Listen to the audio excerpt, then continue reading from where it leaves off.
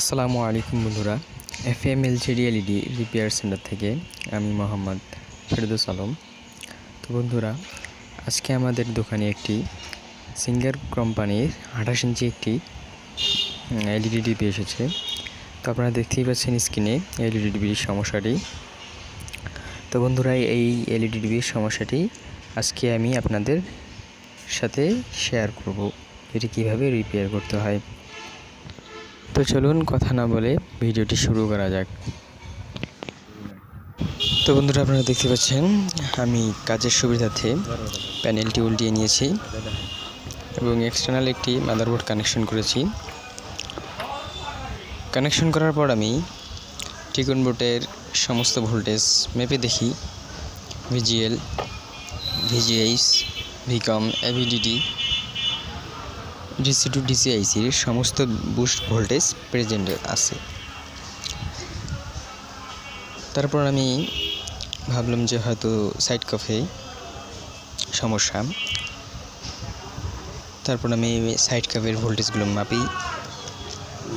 VGL ঠিক পেয়েছি, VGH ঠিক পেয়েছি, VGLটির সমস্যা ছিল। তো আমি আপনাদেরকে মিটারের যে একটি মিটারের তারটি দিয়ে আমি বাইপাস করে আপনাদের দেখাচ্ছি VGL এর সঙ্গে কানেকশন করে যে স্ক্রিনের সমস্যাটি কীরকম হলো। তো আপনারা দেখতে পাচ্ছেন আমি কানেকশন করতেছি। যখন কানেকশন করলাম আর গ্রাফিক্স আসলো, আবার চলে গেল, এই যে আসলো। তো আর বাকি যে গ্রাফিক্সের সমস্যাটি, এটাই LVDS বলতে ম্যাপিং সমস্যা। এটা অরিজিনাল মাদারবোর্ড লাগাইলে ঠিক হয়ে যাবে। তো চলুন আমি কানেকশনটা করে ফেলি। তো যে আমার বাবা সাইড কফের যে কানেকশনটি টিকন বোর্ড থেকে কফের, উনি ওই কানেকশনটি করলো।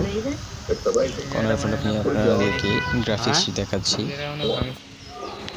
তো বন্ধুরা, আপনারা দেখতেই পাচ্ছেন গ্রাফিক্স একেবারে পানির মতো, কোনো সমস্যা নেই। তো বন্ধুরা, আশা করি আপনাদের কাজটি ভালো লেগেছে। আপনাদের কাজটি যদি ভালো লেগে থাকে তাহলে আমাদের চ্যানেলটি সাবস্ক্রাইব করে পাশে থাকা বেল আইকনটি বাজিয়ে দেবেন। তো আজকে এই পর্যন্ত। আল্লাহ হাফেজ। আসসালামু আলাইকুম।